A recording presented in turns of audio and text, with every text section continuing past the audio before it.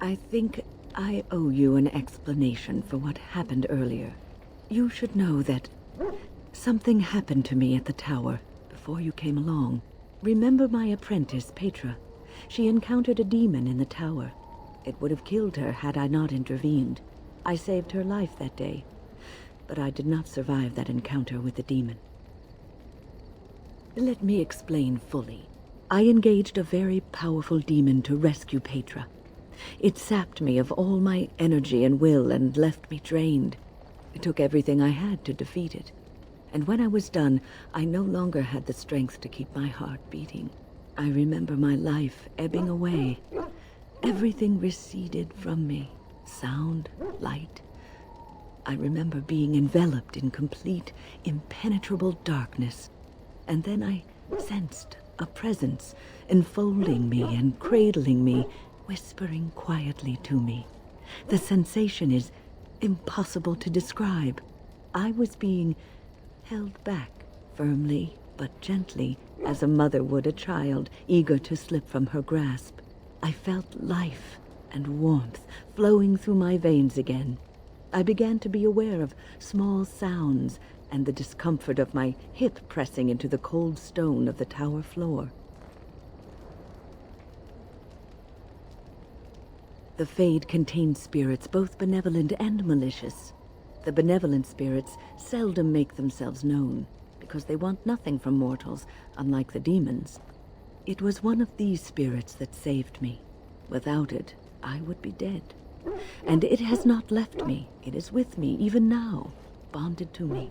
You see, I am supposed to be dead. It is the spirit that is keeping me in this world. And this is not the way of things. Perhaps the spirit did not expect this, but it is weakening gradually. I am living on borrowed time.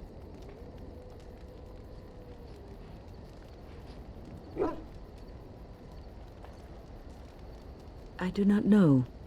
I can feel when the spirit weakens, so I should have fair warning. But come, let us not talk about this. There is time yet.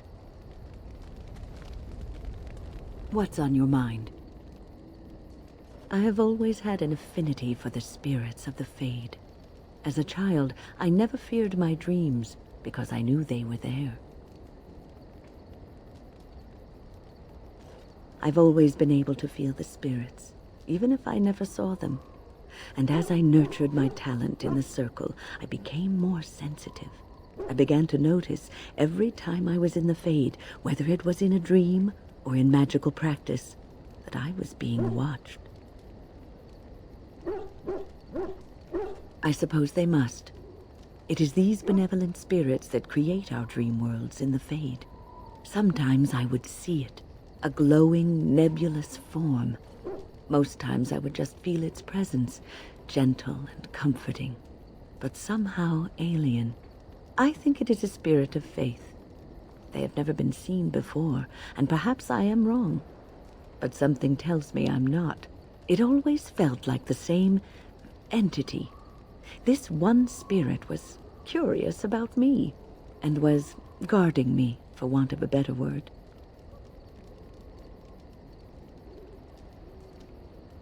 There were times when I was in the Fade that it seemed to stretch forth to shield me, keeping me safe. And I think it gave me strength in my most terrible battles, Ostagar being one of them.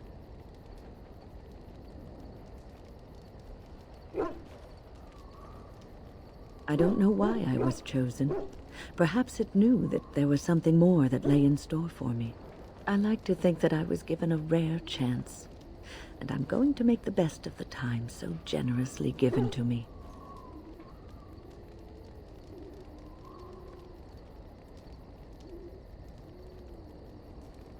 I will not lie motionless in a bed with coverlets up to my chin, waiting for death to claim me. That is not the death for me. And so I will fight alongside the Grey Warden, and help prepare her for the task that is yet before her. So you had better listen to me, because I swear, if I should fall before the end and you don't seem to be doing things properly, I'll get up again to give you a good finger-wagging. You know, I think you'll be all right, even without my help. What's on your mind? Cure me? What, am I sick now? Even you know that you cannot cure the dead. And I'm not the only one dying. You are too. I'm just more efficient about it. Ah, child, your concern is heartwarming. But death comes to everyone, and it is not something to fear.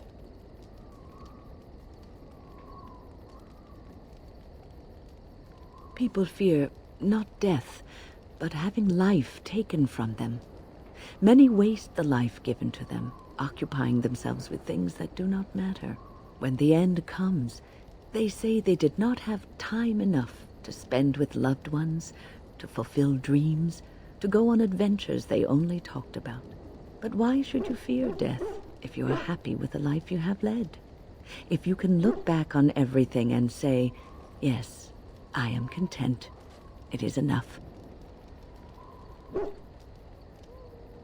I think I've led a good life, a full life, and I, for one, am not afraid of death, whatever it may bring. They say that when you die, your spirit travels through the fade and returns to the Maker. And after that, we'll see, won't we? What's on your mind? I try not to dwell too much on the mistakes of my past, of which there are many. I would go quite mad if I did that. But I do have one regret. The greatest misstep of my life, made even more grave because it had dire consequences for someone else. Years ago, I was assigned as mentor to a lad, Anarin. He was my first apprentice. Anarin was an elf, raised in one of the elven alienages, and he was very mistrustful of humans, especially humans in authority. I was his mentor, an authority figure. He can't have liked me very much. What Anarin needed was time. Time to get used to his new home, time to emerge from his shell, so we could build a rapport. I gave him no such time. I was young and arrogant. He is a mage, I thought. He needs to grow up and act like one. I expected too much from him, too quickly. I gave no consideration to his origin or his feelings, and he retreated further from me. All I could think of was how stubborn he was, how he was throwing away all his talent and his potential just to be difficult. Oh, I dread to think. I was a harsh taskmistress. He might have thought I was a demon in disguise. You cannot plant crops in the cold, wintry ground. You cannot teach a student who is closed off and unresponsive. Patience is what is needed, and I learned that too late to help him. Anarin ran away from the circle one night. I had berated him over some trivial, ridiculous matter that I no longer remember. I drove him away because of something utterly unimportant. He was a child, 14 at the time of his leaving. They had his phylactery, and they hunted him down. The Templars. That is what they do. They hunt down and neutralize rogue mages. They called him Maleficar, a mage who practices forbidden magic, deserving of death.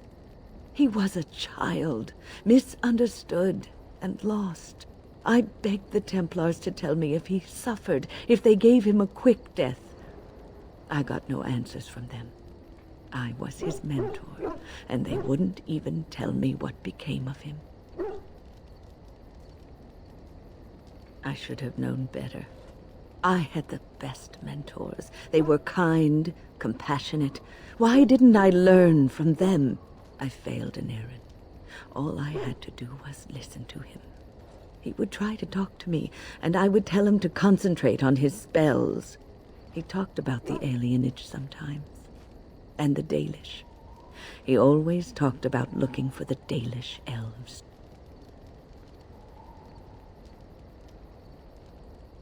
The Templars are well-trained and thorough. That he still lives, it would be a vain hope. The apprentices that came after Anarin benefited greatly from the lessons I learned from him. In a sense, he was my teacher, and I his student.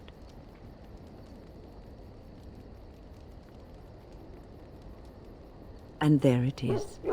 My story, my one greatest regret.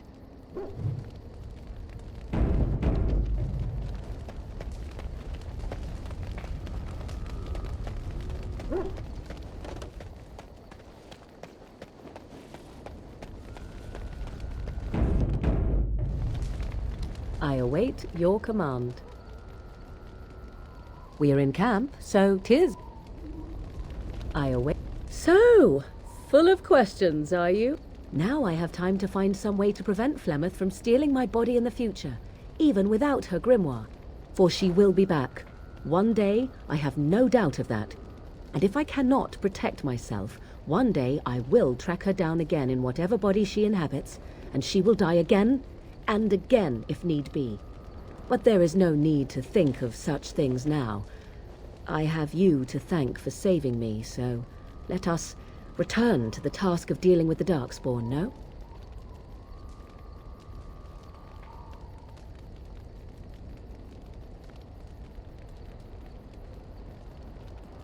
Let us go. There is much to be done before... There is still much to be done. I await your command. So, full of questions.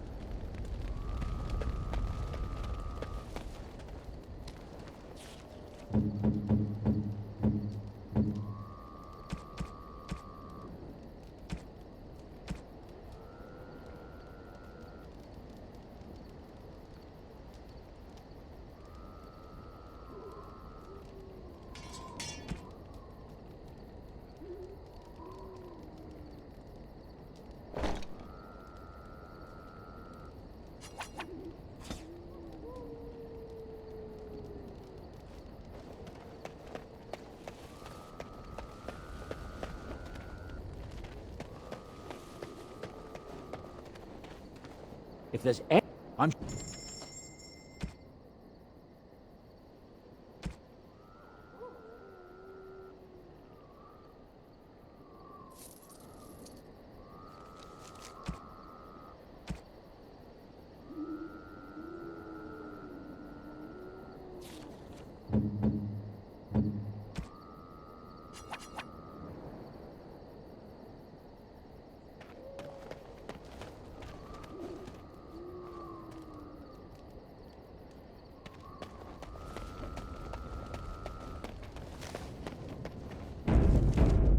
All right, all right.